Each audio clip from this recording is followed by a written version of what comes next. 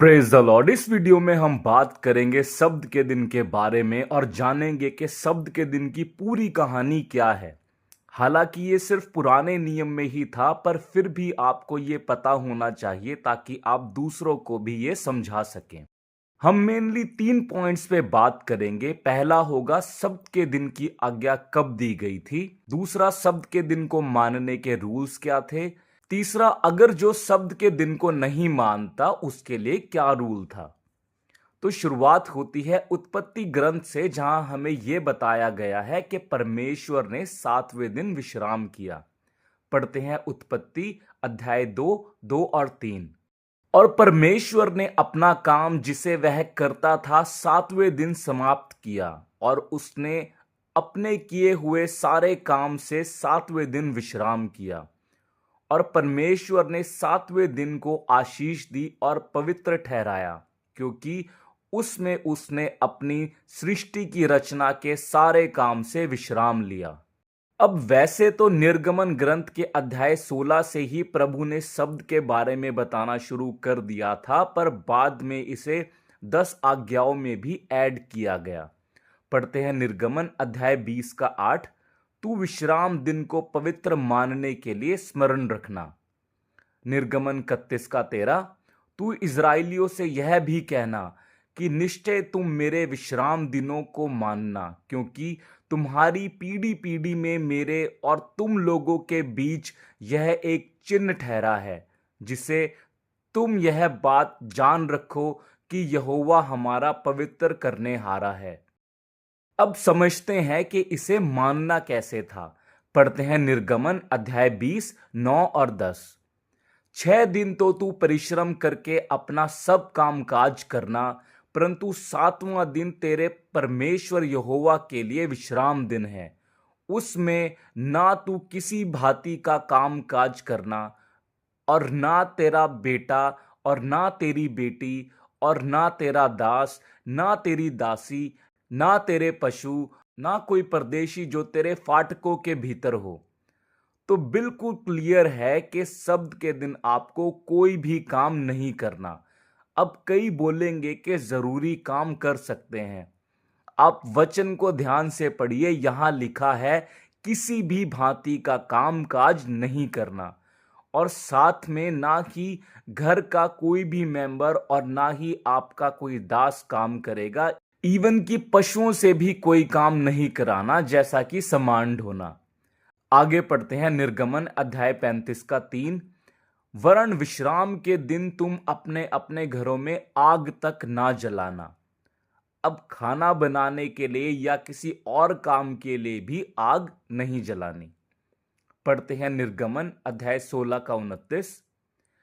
देखो, यहोवा ने जो तुमको विश्राम का दिन दिया है, इसी कारण वह 6वें दिन को 2 दिन का भोजन तुम्हें देता है। इसलिए तुम अपने अपने यहां बैठे रहना, 7वें दिन कोई अपने स्थान से बाहर ना जाना।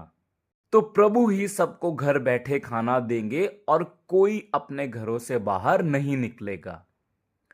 अब देखते हैं कि अगर कोई इंसान इसे ना माने तो क्या रूल था। पढ़ते हैं निर्गमन अध्याय 31 14 और 15। इस कारण तुम विश्राम दिनों को मानना, क्योंकि वह तुम्हारे लिए पवित्र ठहरा है। जो उसको अपवित्र करे वह निश्चय मार डाला जाए।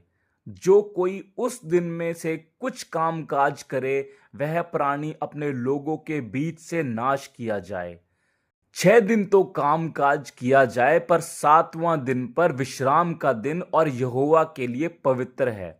इसलिए जो कोई विश्राम के दिन में कुछ काम काज करे वह निश्चय मार डाला जाए। तो पढ़ने से समझ आ गया कि जो कोई व्यक्ति विश्राम के दिन काम करे वह मार डाला जाए।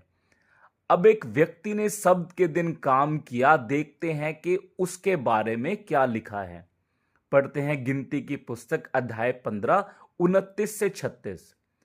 जो कोई भूल से कुछ करे, चाहे वह परदेशी होकर रहता हो, सब के लिए तुम्हारी एक ही व्यवस्था हो।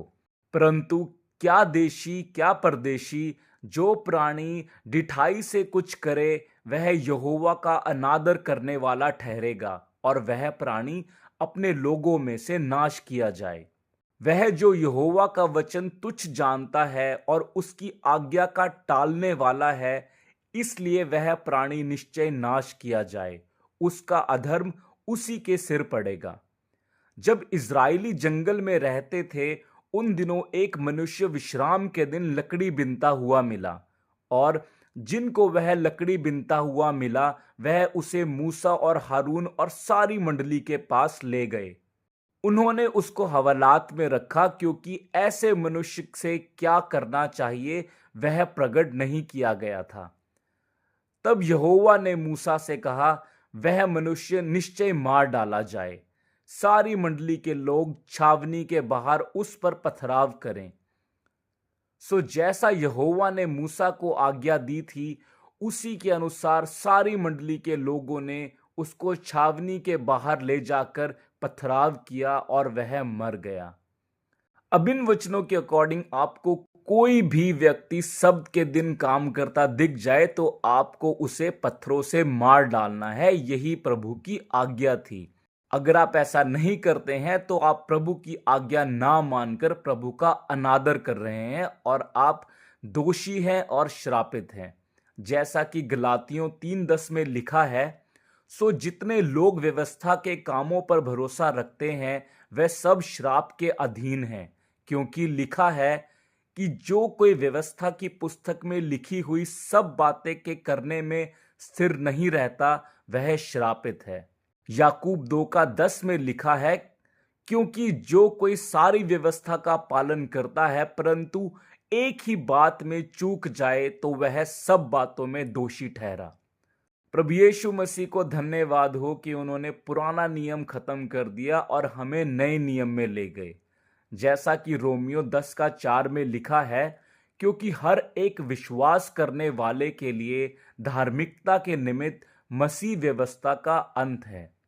उम्मीद करता हूं कि आपको शब्द का दिन अच्छे से समझ आ गया होगा। आज का वीडियो यहीं तक था। अगर आप इंग्लिश में सुनना या इंग्लिश में पढ़ना पसंद करते हैं तो आप यूट्यूब पर सर्च कर सकते हैं रॉबर्ट ब्रेकर।